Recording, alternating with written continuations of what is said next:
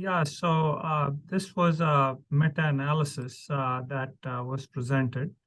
Um, this was presented by Natalie Stapleton, and she was the second author on the New England Journal paper. So the Oxford group had a pretty good day at the ASN. This was a meta-analysis. I guess it was important because we had DELIVER and EMPA kidney as recent trials, and the authors on the DELIVER and EMPA kidney were co-authors on this meta-analysis. And what they wanted to find out is about, of course, kidney disease progression. I don't think that there are any surprises there. The acute kidney injury events, which is still obscure to many people, that was analyzed. The cardiovascular death or heart failure hospitalization. And I think very importantly, the lower limb amputation was also analyzed in this trial, especially in people with and without diabetes. And that was an important part of this analysis. The kidney data were pretty straightforward. If you look at 4 trials with type 2 diabetes and high cardiovascular risk, there are 4 of them. The mean GFR is pretty high in them, between 74 to 85.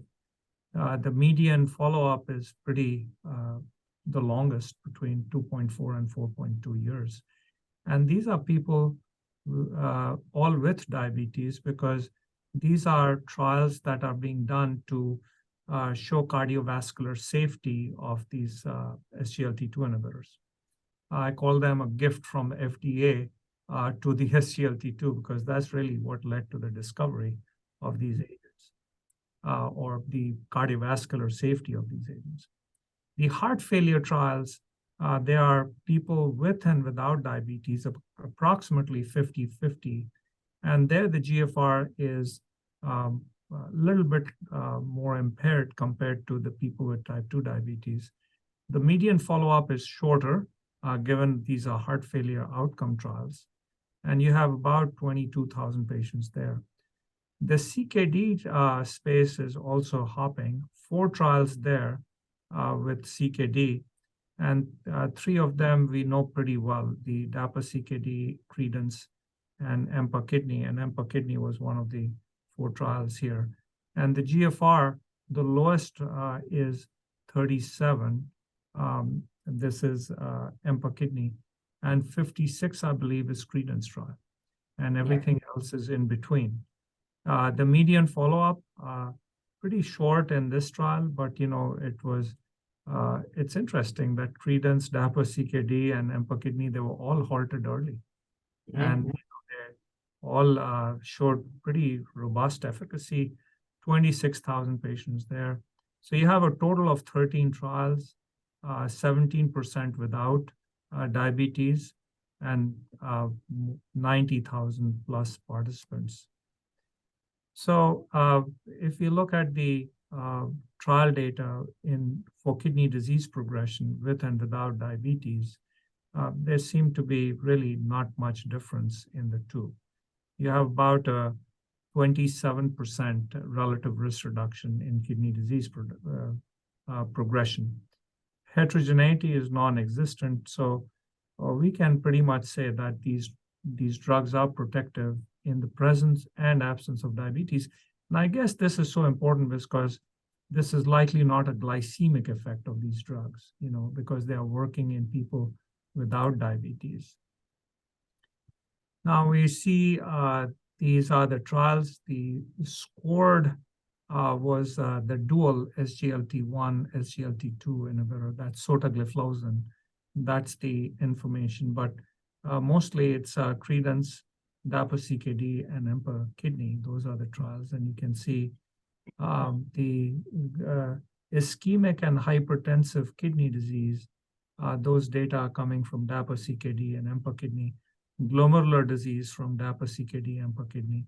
And other disease is perhaps where we have the least information. Things like polycystic kidney disease and vasculitis Those, if you look in the package insert, it says it's contraindicated in those two class of drugs, two disease states.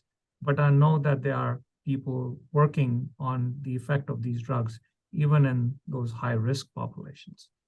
Mm. They were, of course, excluded from all the trials. So there's no evidence from these trials from people with conditions like polycystic kidney disease, type 1 diabetes, although, as you say, there is other work going on there, and people on immunosuppression. So that means our transplant population not represented here. Yeah, they're good points to make. Yes.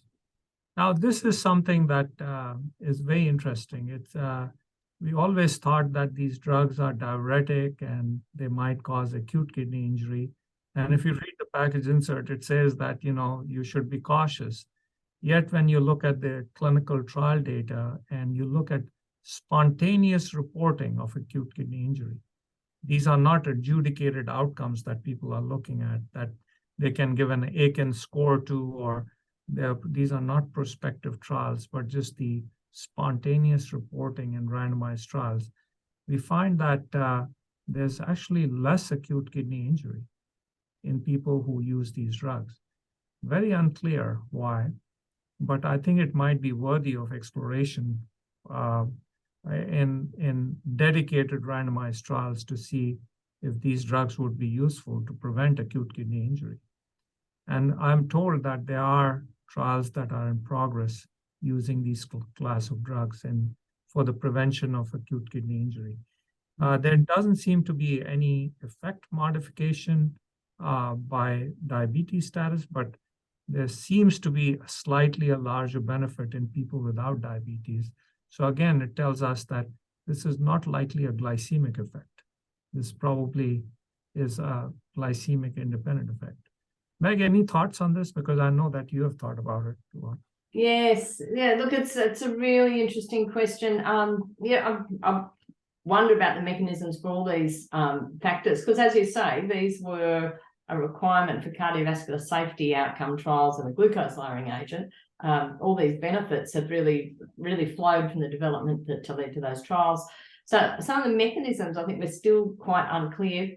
You can speculate about whether it's reduced energy use in the tubule, whether that's one of the factors. But I think you're right. We need more dedicated clinical trials for this endpoint, because, as you say, it was a safety reporting, so there wasn't a sort of consistent guidance beyond the standard.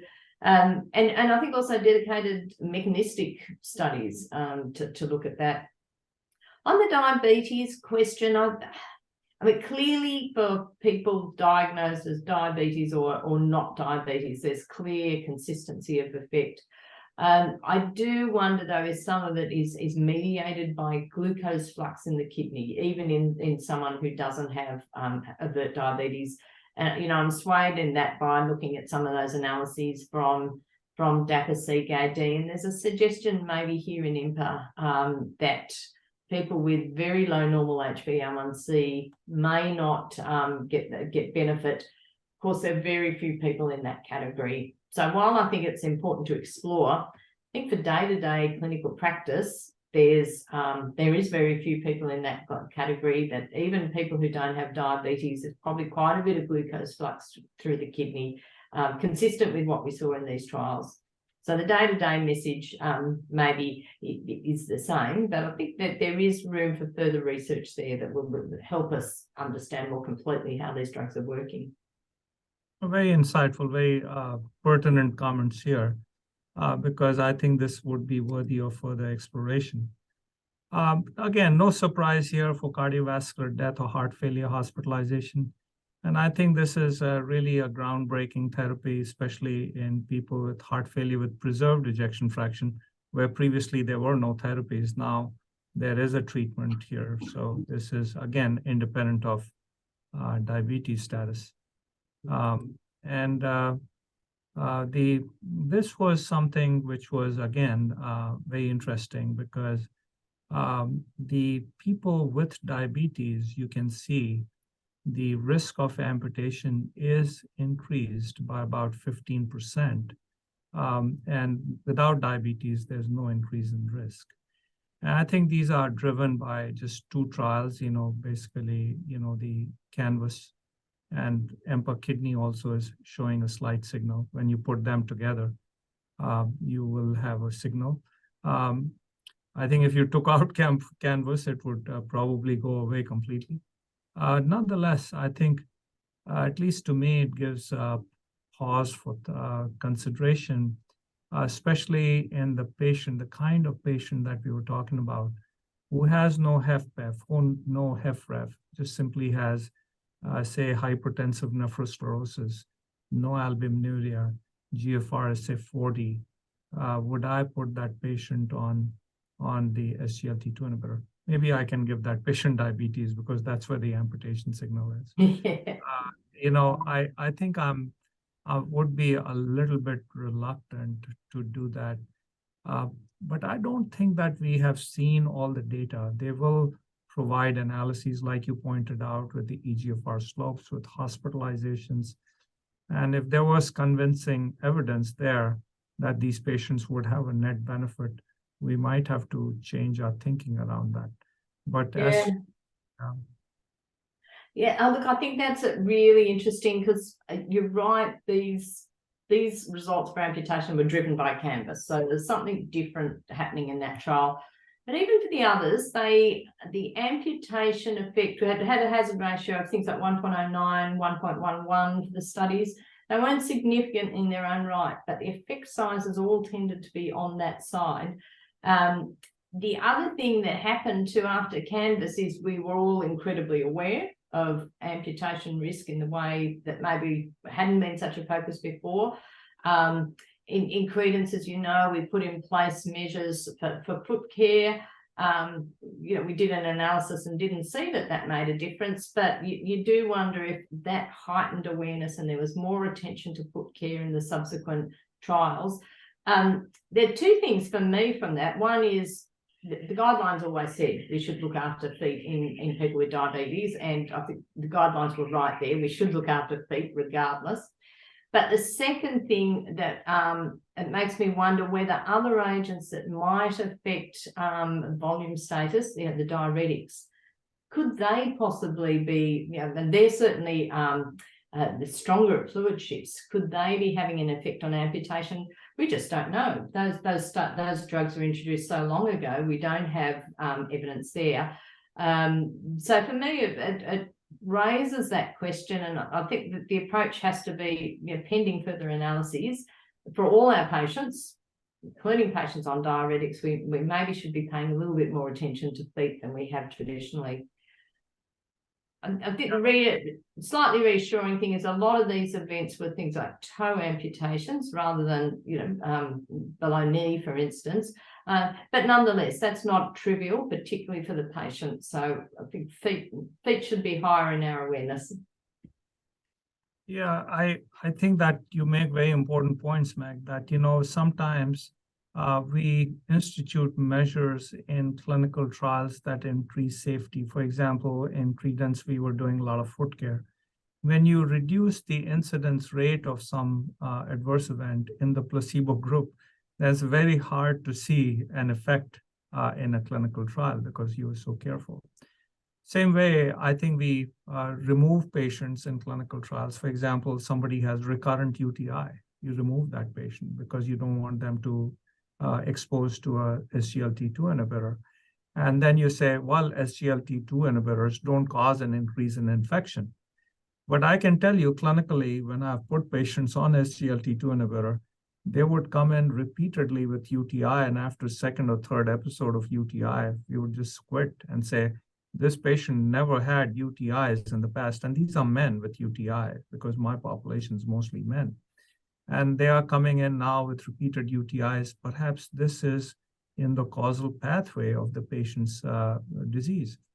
I think when we are taking trial data and applying it to individual patients, we just have to use our common sense also and say, just because it wasn't seen in a clinical trial, it doesn't mean that what you're seeing in front of you is not the truth.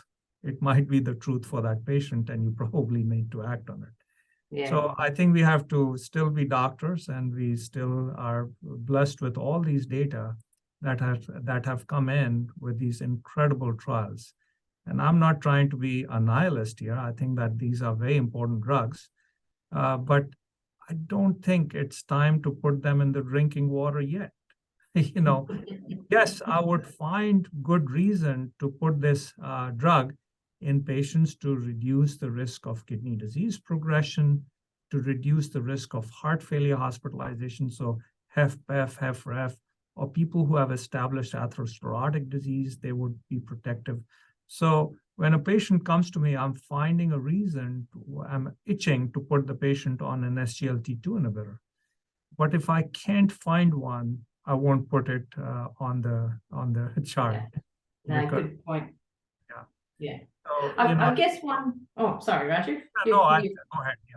Yeah. Look, I was just going to say one last point though to remember is that if people are, as you're saying, they're the totality of their risks and their benefits and their individual motivations. Even with people with a history of amputation, though, as you know, we looked at that subgroup in credence, they still had an overall benefit. They still have an overall cardiovascular benefit. So it's worth talking about all these things with patients. And, we really need to understand the individual priorities and then, treat the totality of the patient. Right. And, as you know, we looked at it in credence and we said, if you had a past amputation, it increases your risk of future amputation. That's common sense. But the SGLT2 inhibitors did not increase that risk. In other words, even in a very high-risk population, you're not increasing the risk. So we could never figure out, despite very careful analyses, why are people having amputations, despite our best efforts.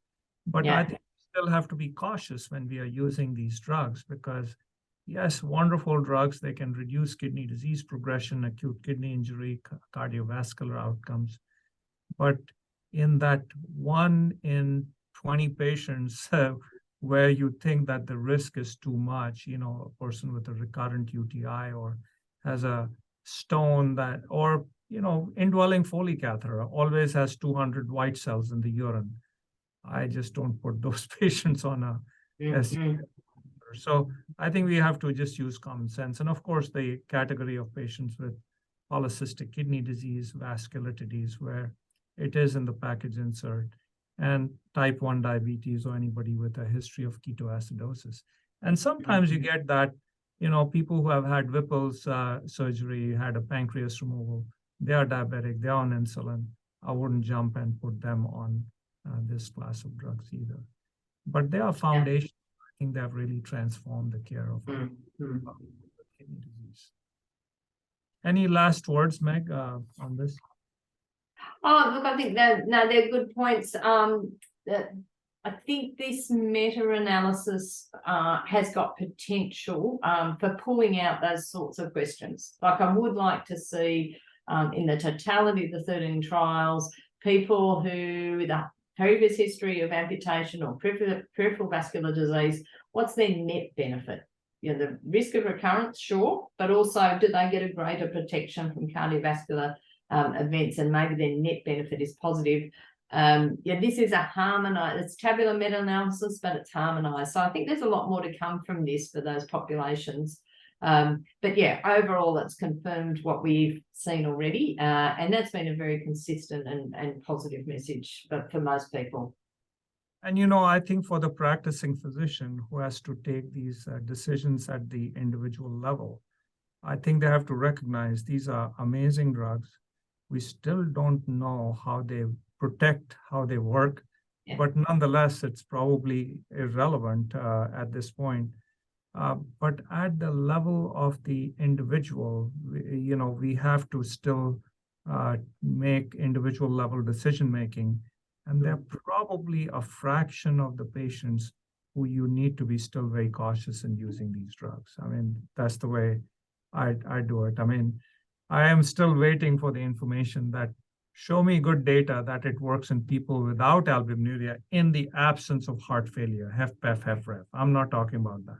Just kidney disease, no other risk factors. Show me it works. So maybe they will show me information. I think you're talking about the art of medicine there. You're talking about how important it is for individual clinicians to take all the evidence there is and apply it in the individual instance in discussion with the patient and their priorities. That's the art of medicine, isn't it? Yeah. We can't be just slave to evidence-based medicine. There is an art of medicine too, and we have to practice that. Because if we have to ask ourselves, if it were me, would I take the drug, right? If the answer is yes, then you should prescribe it to your patient. If the answer is no, please don't do it, right? Great points, great points. Well, So, great talking to you, Meg. I think that it was just a fabulous discussion. It was. Look, I just wanted to though raise one other trial that, or a couple of others that came up at the conference if it got a little bit of time. And I don't know if you had some special highlights, but for me, the Stop ACE trial, I'd really been waiting for that one. I thought that What was did you really think about impressive. that? Yeah, I read it too. I was there. I downloaded the paper from New England Journal, and I read it too. And I would be delighted to hear your thoughts on that. Yeah, look, so just as a quick recap, it was a question that was trying to address whether we should continue ACE or ARB all the way to dialysis. Yeah, we know until the SGLT2s, that was our only drug proven to slow the progression of diabetic kidney disease. But we also know that those trials were conducted in people with relatively earlier kidney disease. And there was real uncertainty about what you do when the eGFRs are declining and people are stage 4, non-dialysis stage 5. And at least here in Australia, a lot of people stopped the drugs at that point. So what they were doing is randomizing people who are on ACE or ARB and randomizing to stopping or to continuing. So I really liked the design. It made it more feasible by randomizing off, but still not an easy study. And that was led by Sunil Bhandari and colleagues in the UK. And so what they did, they recruited patients with a median eGFR of 18, so certainly down there at that advanced stage 4 disease. We have to remember that by recruiting patients who are still on ACE or ARB, they've presumably got people who've got stable hyperkalemia, stable potassium levels. I think there are a few with hyperkalemia, but by and large, they are patients who are tolerating ACE or ARB, and then they are randomized. And what they showed was a really tantalizing results. The results didn't quite hit significance. I think the primary result had a p-value of 0.06. But every large outcome was on the side of favour for continuing. So for me, the take home from that was, wouldn't have been great if the trial had continued for another 10 or 20 patients. But you'd have to say from that trial alone that you would be continuing patients. But for kidney disease progression, and in this case it was dialysis they were looking at, and also for hospitalizations. So perhaps a surprising result that the results there were looking so positive, although not meeting that, not getting over the P of 0.05. But a really impressive result also. I don't know that we're going to see another randomized trial like it. But what did you think? It's a little bit controversial with a P of 06, isn't it? Yeah, so I think what I was impressed by is it's a relatively small size trial. It's about 400 patients, 200 in each group. I don't know the median follow-up, but they are looking at eGFR at 3 years. And they're using, initially the statistical analysis plan said they would do a t-test, and then they revised plan. They said that they will do repeated measures and ANCOVA analysis. And they used, an ANCOVA analysis for reporting the results. The mean change in the two groups, the difference is 0.7 in the eGFR, and the p-value is 0.42 for the primary outcome. So clearly it wasn't met. There's no difference. But for me, it's not the eGFR slope that matters when your GFR is 18. You're talking about dialysis. And so I'm more interested in ESKD or renal replacement therapy rather than anything else. Mm. Well, particularly when you would have had that reversal of the initial hemodynamic effect in Yeah. Exactly. So, it says, okay, their whole premise was that if we stop the drug, that you would buy some GFR, and therefore you would delay progression. And they actually found quite the opposite. You have a 28% increase in hazards of end-stage renal disease or renal replacement therapy. And the 95% confidence interval is 0.99 to 1.65. Yeah. What it means is there's a 1% chance that you might benefit, but there's a 65% greater risk of progressing. So the point estimate is 28, 1.28.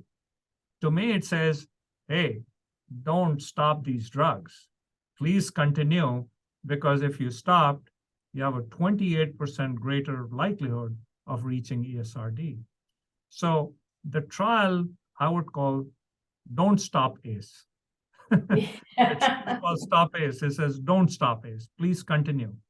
The second was that when I look at the cardiovascular outcomes, this is a very high risk population for heart failure hospitalizations. And in the entire trial, there are 11 patients who have 11 hospitalizations for heart failure. So I wonder if they are capturing the harms on the cardiovascular side appropriately, because that event rate is simply too small. If I have 400 patients followed for several years, I don't expect just 11 patients hospitalized once. I would expect more. Mm-hmm. So I am a little bit reluctant in stopping the ACE inhibitor, even though they say the primary endpoint was even. I would say, please continue the drug, because if you stopped it, you probably put people in harm's way. And I believe that's what you're saying also. Yeah, absolutely. Yeah, I think it looks like a trial that unfortunately was stopped too early, but there was sort of consistency. I take your point on the cardiovascular events, but they were on the side of favouring ACE and ARB. So, I think if you took a sort of a Bayesian viewpoint, you'd say that these agents are shown to be undisputably beneficial in the people with earlier stages of CKD. This trial is showing, if I can use the word, a strong trend to benefit in advanced ESKD. We know more generally the benefits of these agents variously for cardiovascular disease. So this, to me, I find reassuring in continuing the practice, and I don't see anything in it that suggests that we should be stopping ACE or ARB. So I think it was two randomized trials that suggest that. For you remember Renal trial, Ramuzzi had a paper in JASN many years ago, and he looked at after the patients doubled the serum creatinine, did they increase the time to dialysis if they were on losartan or not? Now, again, it's a post-hoc analysis, and he showed, yes, they do. Even after they doubled their creatinine in the Renal trial, they still had a longer road to dialysis if they continued on losartan. Yeah. And the second trial was the benazepril trial from China that was published in New England Journal. Yeah. And that was in advanced CKD, and it showed benefits. So I don't think that there's any doubt in my mind that you should continue these drugs. I would stop them if they got hyperkalemia or hypotensive, or there's some compelling reason not to use them. Otherwise, I would continue to use them. I think you're right. The benazepril trial, I think, has been relatively, hasn't received the attention it deserves over the years. But if you look at the two together, as you say, there's a consistency across the trials, all favouring and nothing pointing the other way. So what I found really impressive is that they, this late after the round of ACE/ARB trials, which are back in the 2001, around then, that they managed to get this trial up and running and complete the trial. The impacts of COVID, I don't know what they were like, but they can't have been easy. So really impressive effort. And I don't know that we'll see another trial in that area. I agree with you. I think that they have to be commended for doing this trial. Mm-hmm. And I think it informs practice in the sense that keep doing the good work of ACE and ARBs. Yeah. Yes, because we've got to remember that from everything we've seen, the benefits of the newer agents are on top of the benefits of the older ones. So, you know, we're now moving to the heart failure space, aren't we? Where they have, you know, multiple pillars of protection. We're moving to that space at last in nephrology. And that's going to be important. You want to do everything you can to reduce progression and have as many things at your disposal as possible. Right. Mm-hmm. Great. Well, anything else you want to talk about, Meg? Oh, look, I was a bit intrigued by the analysis of the COMPASS trial. That was the trial. That was again a poster in the late breaking session. That was a trial that was randomizing people to a more general population, that was randomizing people to low-dose rivaroxaban for cardiovascular protection. So what was new here is that in that original trial, if you weren't on a PPI and got randomized to rivaroxaban, you were put on a PPI. So essentially, for people who weren't on PPI at baseline, there's a randomized trial of a proton pump inhibitor. And so what we saw presented was in almost 18,000 patients, that randomized comparison of a PPI versus placebo on eGFR progression. Now, it wasn't designed as an eGFR progression trial, but on the other hand, it's a very large randomized comparison. So I think it's important for us.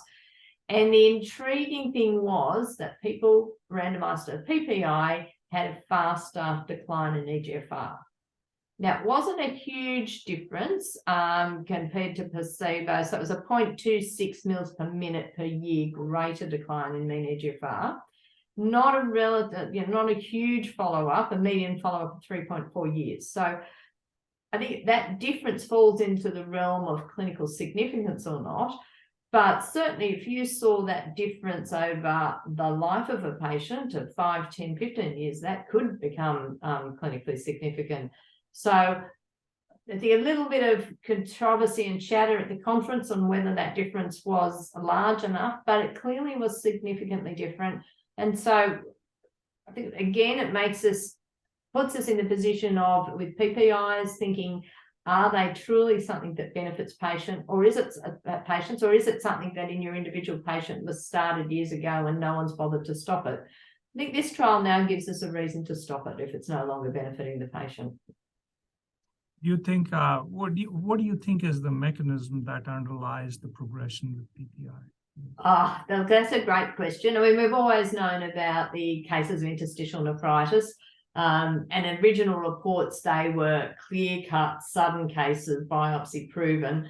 There were some later studies that showed the observational studies that suggested people with a more chronic decline on agents that reversed when they were stopped.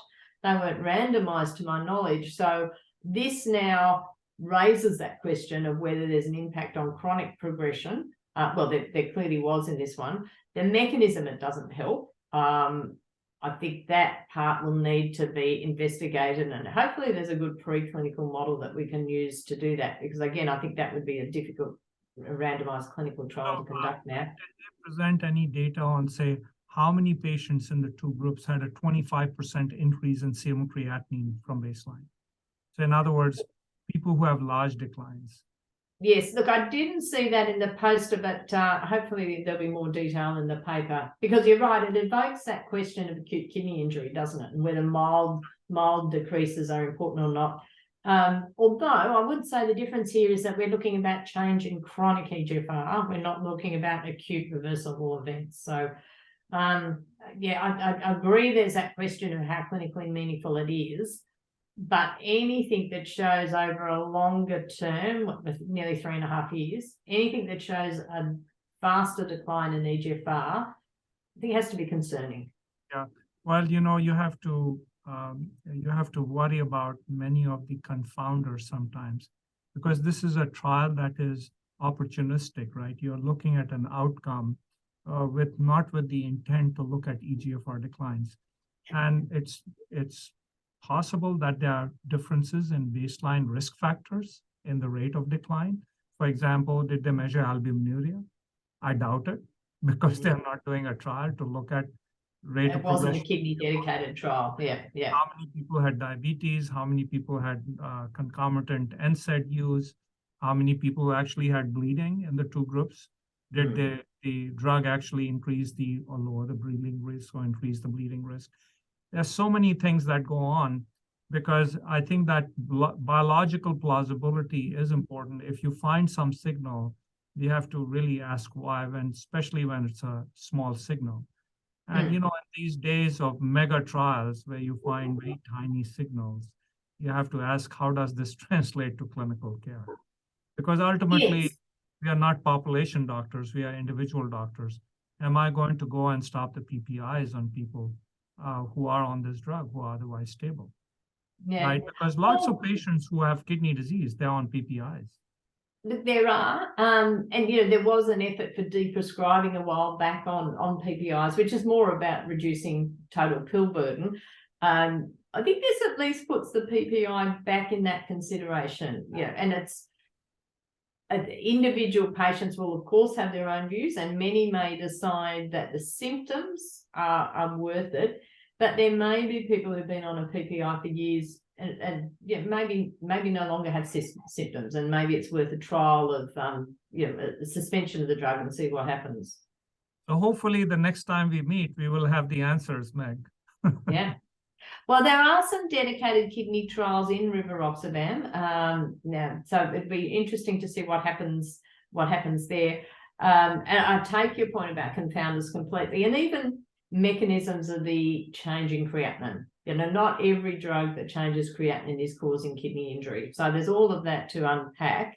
But on the other hand, with 18,000 randomized patients, we've got to get the learnings that we can from a group like that. Yeah. Thank you for bringing it to all our attentions. I had missed that poster, by the way. We had so much information. There's so much there. But it was great to chat with you. Yeah, you too, Rajiv. And looking forward to seeing you at the next conference. I'll put a little plug in for WCN, which will be in Thailand next year. So hopefully you'll be there. Love that country, love that town. Bangkok is my favorite city. Excellent. Okay. All right. It was lovely chatting with you. Same here. Thank you. Take care.